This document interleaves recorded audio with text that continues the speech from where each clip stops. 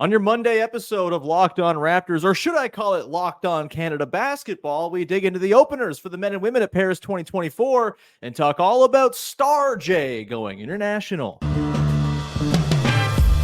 You are Locked On Raptors, your daily Toronto Raptors podcast, part of the Locked On Podcast Network, your team every day.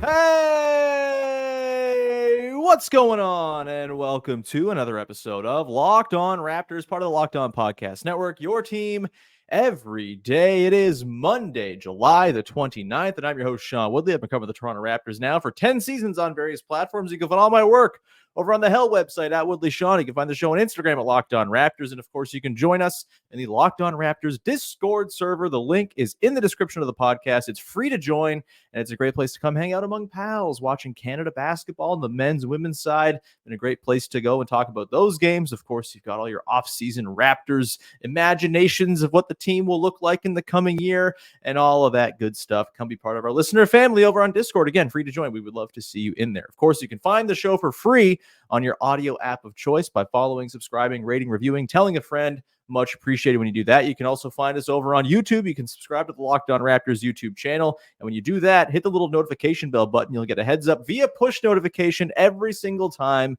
the show is about to premiere or go live. It's a wonderful thing. And on today's show, we are going to dig into Canada basketball and their openers on the men's and women's side at the Paris 2024 Olympics. A win for the Canadian men over Greece on Saturday and a tough loss to France for the women early on Monday. We'll get into all that. But first, today's show is brought to you by friends over at Game Time. Download the Game Time app, create an account, use the code LOCKEDONNBA for $20 off your first purchase.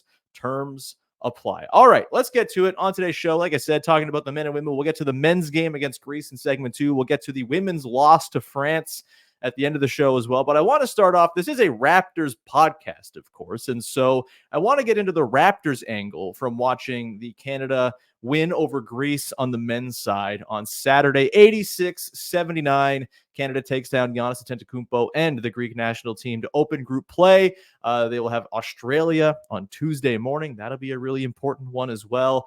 Every game matters a whole lot. The point differential matters a whole lot.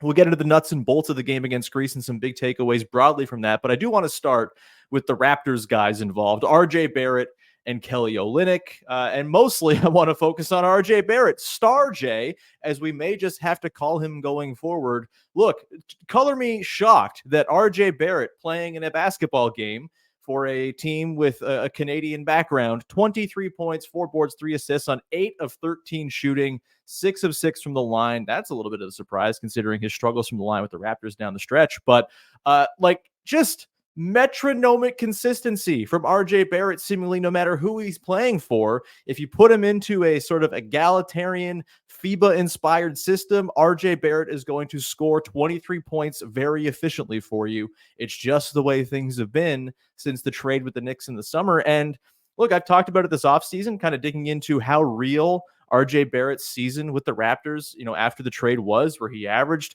22 a game, where he had a true shooting percentage around 62%. That's with some struggles at the free throw line. Talked about him going 39% from downtown and trying to figure out just how sustainable that run of play from RJ Barrett was. Easily the best stretch he's played as an NBA pro.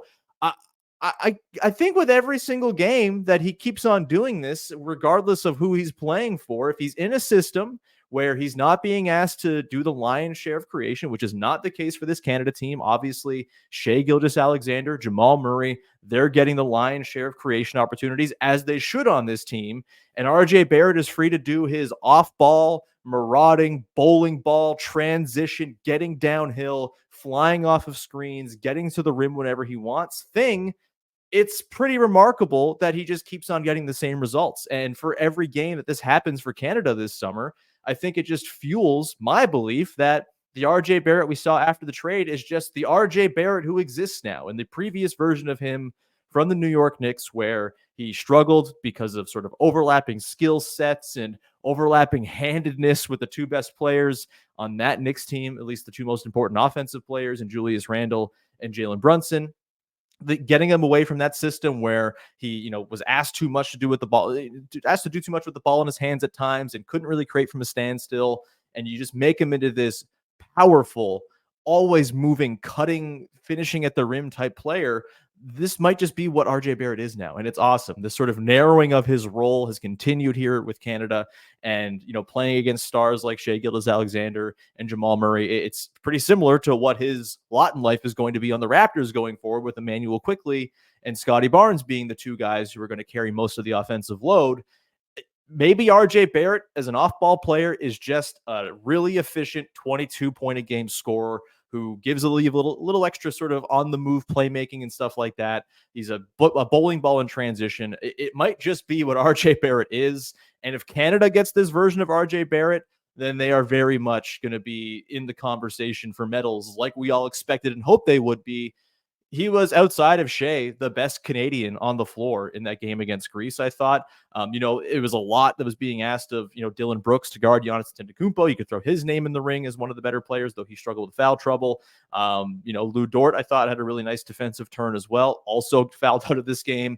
But I think pretty clearly it was Shai number one and RJ Barrett number two. And you could even argue in some ways RJ was a more effective player. Shai maybe didn't quite look for a shot as much as you would have liked, although we did get to the line 10 times. We'll get more into the nuts and bolts again of the game from the sort of broader Canada perspective. But RJ Barrett, one of the two best players on the floor for Canada, one of the best players on the floor, period, in this game. And if that keeps on repeating itself, it's good news for Team Canada and for the Toronto Raptors once we get back into the season. And of course, RJ Barrett playing for Darko Rajakovic, that offense very internationally inspired in terms of the influences, the way they run it, a FIBA-friendly offense, getting to run that with Canada, with Jordi Fernandez this summer. I think that's going to translate very well back to the Raptors with Darko Rajakovic. The same way playing with Darko down the stretch and playing in that system has probably made him an even better FIBA player and a better Canada player as well this summer. It's all beautiful and symbiotic and wonderful. And RJ Barrett rocks. I was as skeptical as anybody when that trade happened about the impact of RJ Barrett, the contract they were bringing him in on. The toxic asset thing was thrown out there, not by me. I thought that was stupid, but that was a thing that was out there. If you've watched RJ Barrett play basketball since that trade, there's no way you can think that anymore. You can only think, wow, this guy's pretty damn good and might actually be the type of player who can be on a good winning basketball team as early as the next couple seasons here as the Raptors rebuild things up around Scotty Barnes and Quickley. And of course, RJ Barrett, who, maybe I should stop leaving him out as sort of like the third guy in that trio. Maybe he's just the third guy in that trio. And it's really a BBQ situation going forward here for the Raptors. Either way, loved what I saw from RJ Barrett. He was awesome. Kelly Olynyk, on the other hand, not his best game for Canada against Greece. And look, I think, he looked a little rickety. He wasn't hitting his shot. He was 0 of 2 from deep, 1 of 6 overall, couldn't score on the interior, only played 13 minutes in this game. I think there are better days ahead for Kelly Olynyk in this tournament. I think Greece was probably the most difficult matchup for him in the group between Spain, Australia, and Greece. Just with Giannis and the sort of all-out effort it takes to defend him, the value of rim protection when he's on the floor, it just didn't feel like a Kelly Olynyk game. I thought Dwight Powell did a decent job. Kem Birch even looked all right when he was kind of asked to be that big at the rim, that sort of backline of defense against Giannis. And then Trey Lyles, I thought, was pretty good in that department as well, though he didn't do much on the offensive end.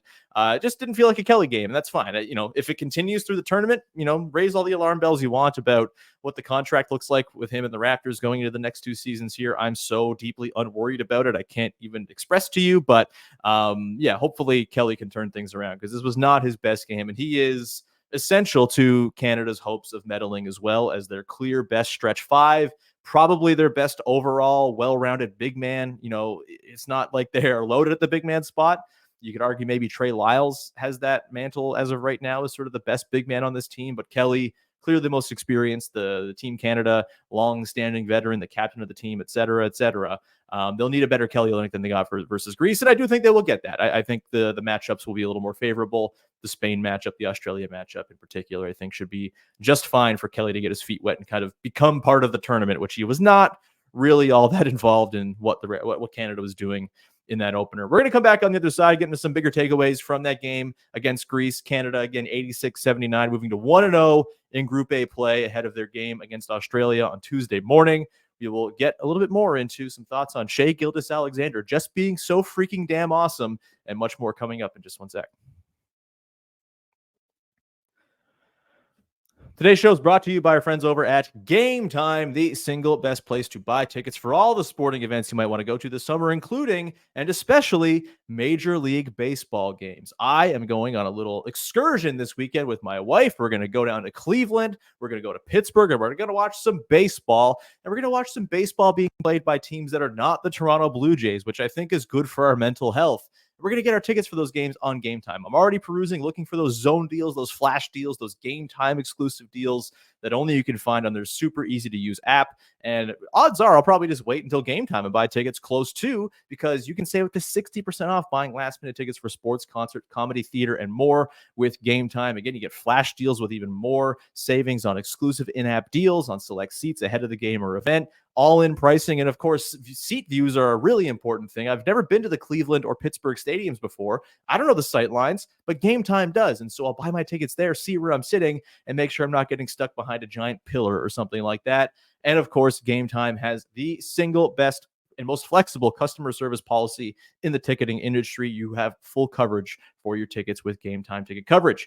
Download the Game Time app, create an account, use the code LOCKEDONNBA for $20 off your first purchase, and take the guesswork out of buying MLB tickets with Game Time. Again, go and check it out. Terms apply. Create an account, redeem the code LOCKEDONNBA for $20 off. Download Game Time today. Last minute tickets, lowest price guaranteed. All right, back at it here, digging into some takeaways from Canada 86, Greece 79 to open up Group A play on the men's side of things at Paris 2024 over the weekend. This was a fun one. I got to watch this game with our pal S. Baraheni. We were calling a CEBL game down in Niagara. Got to watch it on the Jumbotron, and you could sense just the palpable excitement from everyone, the arena workers, the members of like the teams that were there checking out the game as they were getting warmed up for their game in Niagara that night.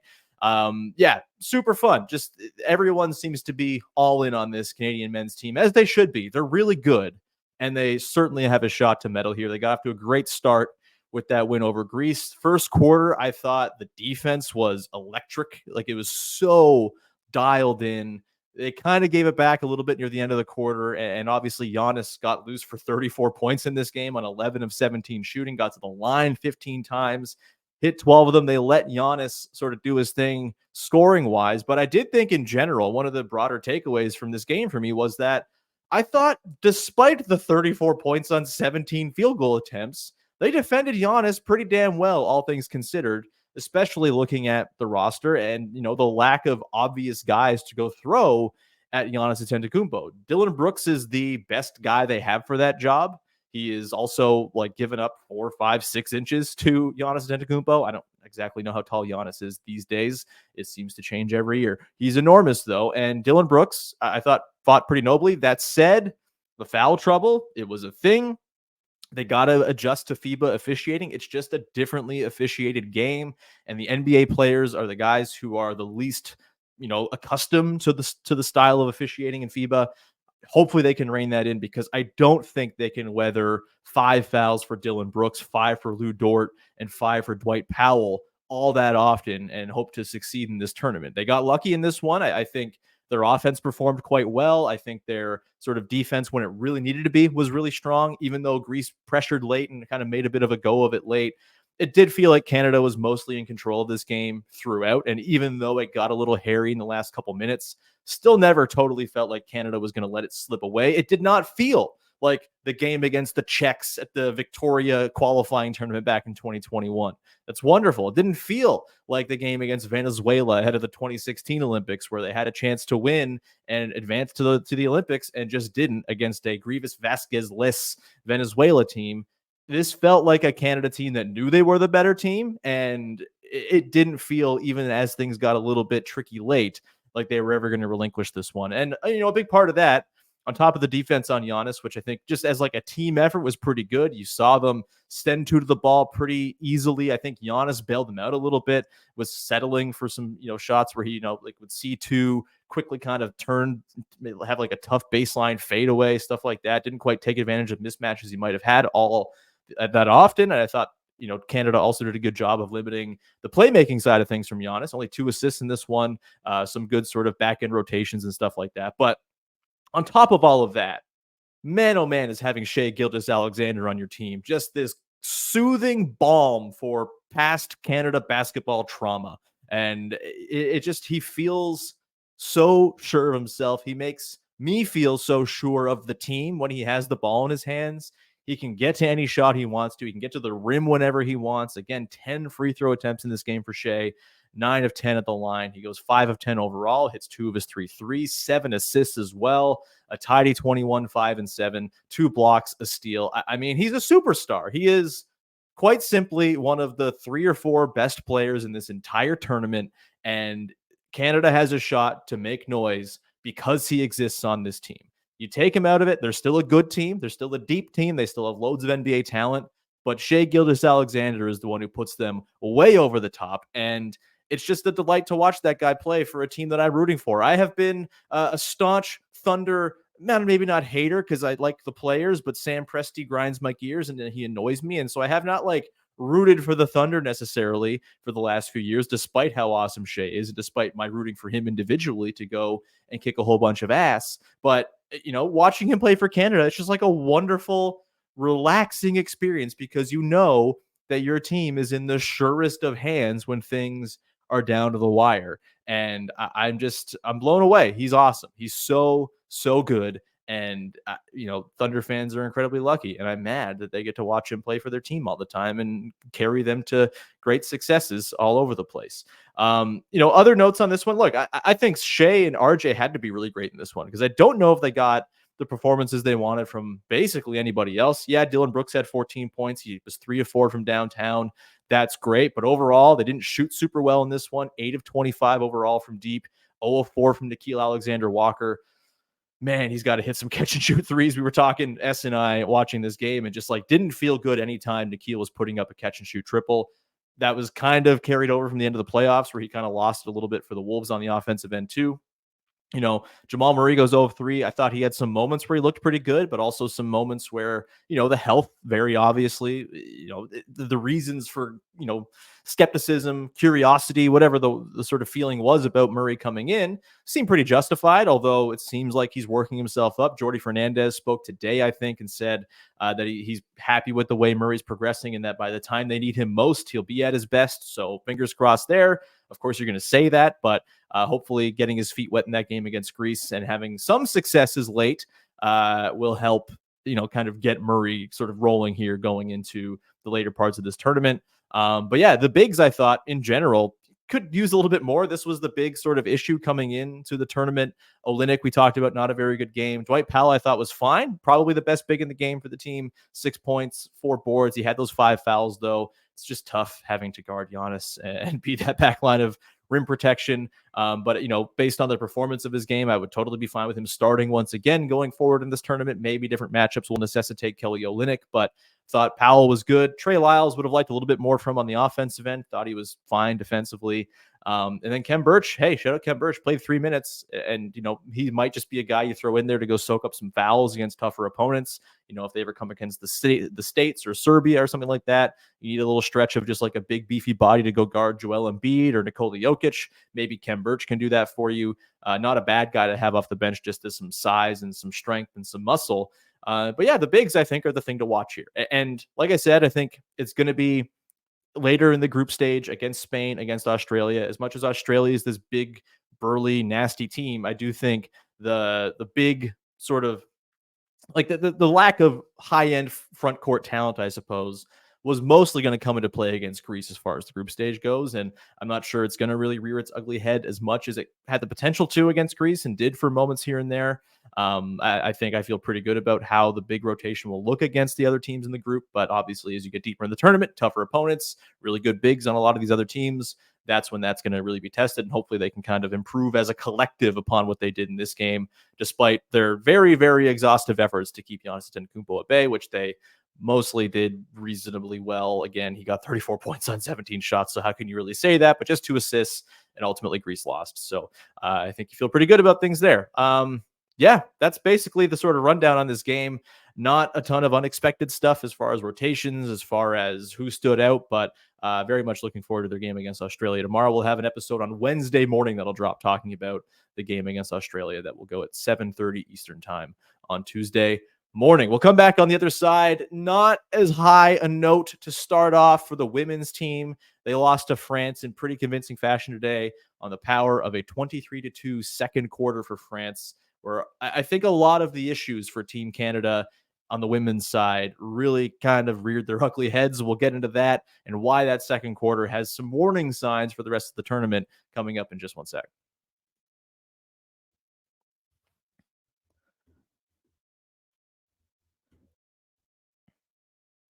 All right, back at it here, closing things out with a look at Canada's start on the women's side of things in the Paris 2024 basketball tournament. Took on France in their opening group play game on the heels of Australia losing to Nigeria in surprising fashion earlier in the day in their opener. Also in their, I think they're in Group B actually. Did I say Group A? Whatever. Group play began today for Canada, and they got waxed by France. 75-54. France takes down Canada. Tough one, because it started off, Canada looked really good out of the gate. Shai Gilgeous was doing a great job getting rim pressure and scoring on the interior. I thought Alexander was doing a good job as well, similarly scoring inside. And then the wheels just fell off very late in the first into the second quarter. They go nearly 10 minutes without scoring a basket. And in that stretch, I do think we saw a lot of the issues that this team is going to have to grapple with and overcome if they want to do better than they were maybe projected to coming into this tournament. Again, coming into the tournament, the women's team, number 8 in the Vegas odds out of 12 teams to win the tournament, not expected to medal.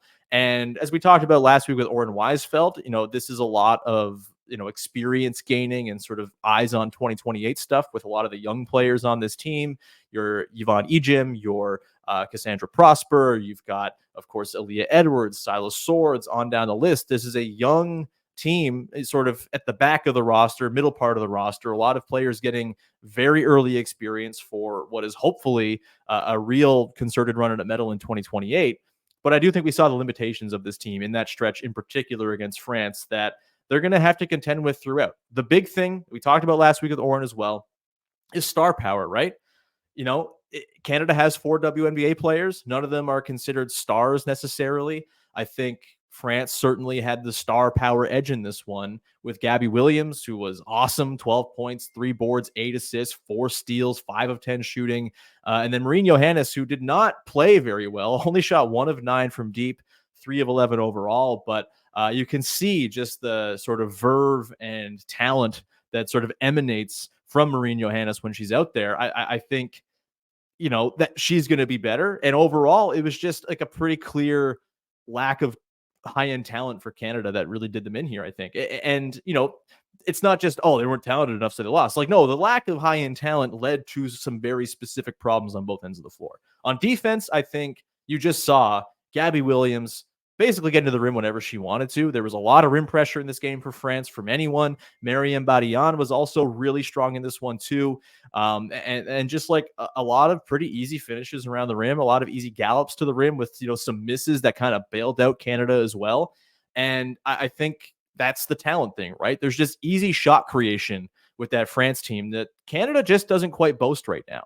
I mentioned Shai Gilgeous. She had some moments here and there, but she's also one of the older players on the team, been around a long time. And I'm not sure if you can rely on Shai Gilgeous to go and guide your whole offense and be the sort of lead creative initiator. Kia Nurse struggled in this one, 4 of 9 overall. She was one of the better offensive players for Canada, but she had 3 turnovers in this game. Canada has 25 turnovers, 8 for Shai Gilgeous, 5 for Bridget Carleton.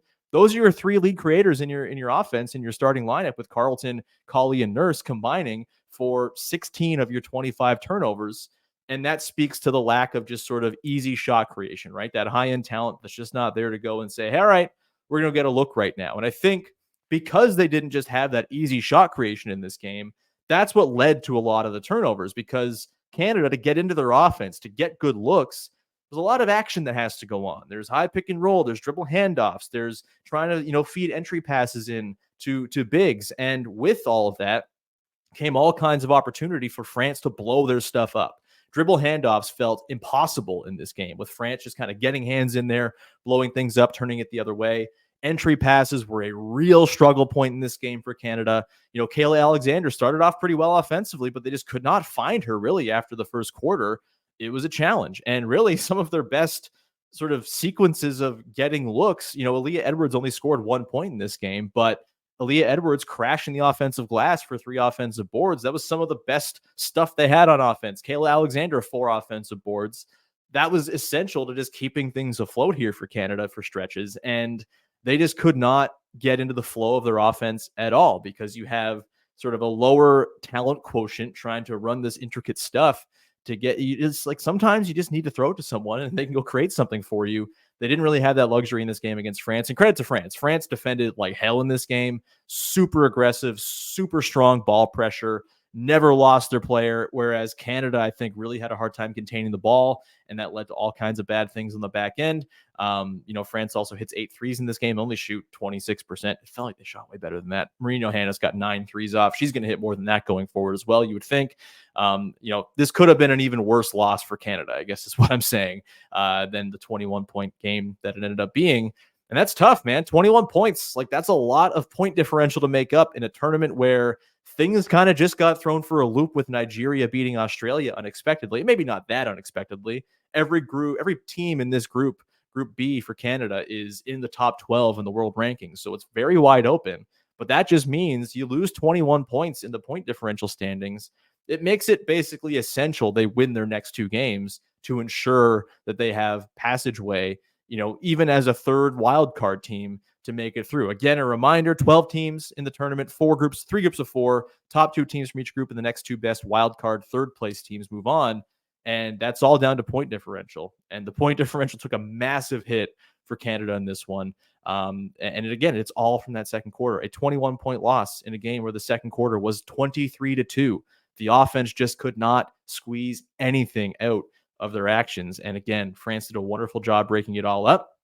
As far as fixes for the next game, I mean, there's just I think maybe an element of chemistry. And, we talked about this too, right? The 4 WNBA players not joining the team till very late in the process. You saw crossed wires, cuts being missed, cuts being hit with, sort of passes that the player wasn't going to be able to catch, not quite knowing where the other people were going to be. That was obvious throughout this game. There were a couple examples of just where was that pass going? And who was that supposed to be to? And where was that person supposed to be standing? That's chemistry stuff. You'd hope a couple more days of practice between now and their next game against Australia will help them sort of refine some of the just sort of tighten the screws on those elements. And then I also just think more Aaliyah Edwards, please. She didn't play a ton in this game, only had a handful of minutes in the first half, and she only scored the 1 point, went 1 of 4 from the line, didn't hit a field goal. But I just think both ends of the floor, Aaliyah Edwards is someone who's making good stuff happen for Canada, right? At the rim, I think she was able to kind of fill in for some struggles that Kayla Alexander had at the rim. I thought them playing together was actually not bad.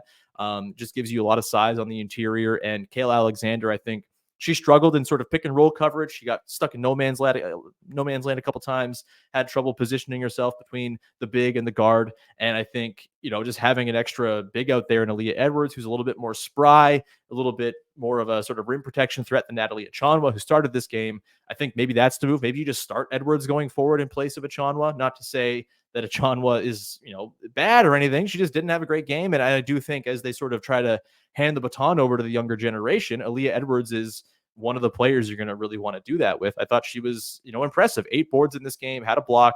Again, didn't score a ton, only had the 1 point, but I thought Aaliyah Edwards made good things happen out there. And I'd like to see her and Alexander as a front court duo going forward if we can get that, just because I think it balances out a little bit. You have a couple of offensive rebounding titans out there to go and grab you extra possessions. It allows Edwards to fill in for the rim protection issues that Kayla Alexander was having.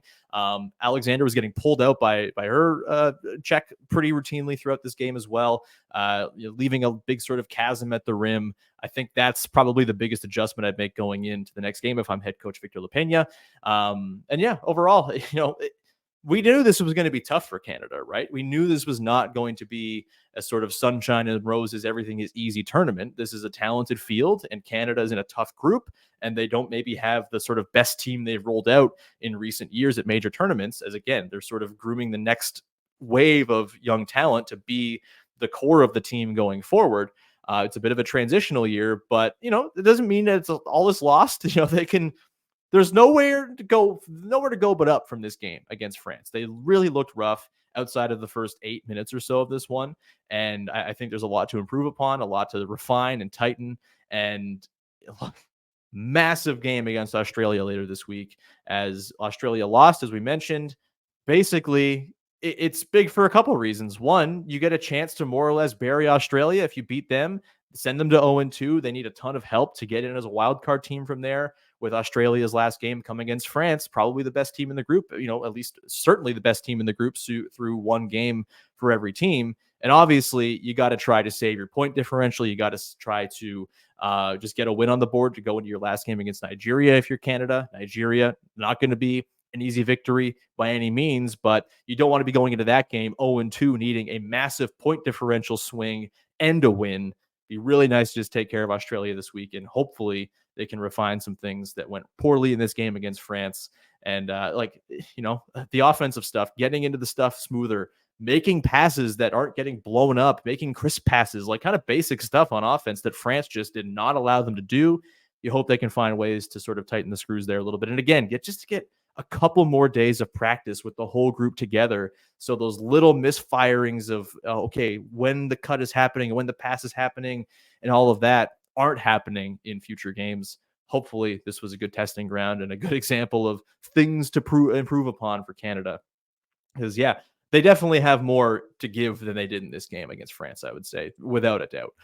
With that, we're going to leave it there. Thanks so much for hanging out. We'll be back again tomorrow with a super fun episode. And it is finally the taking up of the over-unders and props contest for myself, Vivek Jacob, and Sahal Abdi, and you, the listeners who submitted your entries as well. The winner will be announced for our three-man competition as well.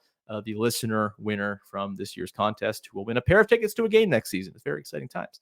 But with that, we will wrap it there and talk to you again on Tuesday. Again, Wednesday this week, we'll have an episode breaking down the game against Australia as well. Looking forward to posting that for you. Hopefully that's a big win for Canada against Australia, and they can go into their final game of the group stage feeling good about advancing at the very least, and maybe getting a number one seed and getting potted opposite the States, who looked really, really good against Serbia yesterday. But we'll cover all that as it comes. Until then, thanks so much for supporting. Follow, subscribe, rate, review, tell a friend, etc., etc. And we'll be back again on Tuesday with our Locked On Raptors over-unders and props spectacular episode. Thanks so much for hanging. Bye-bye.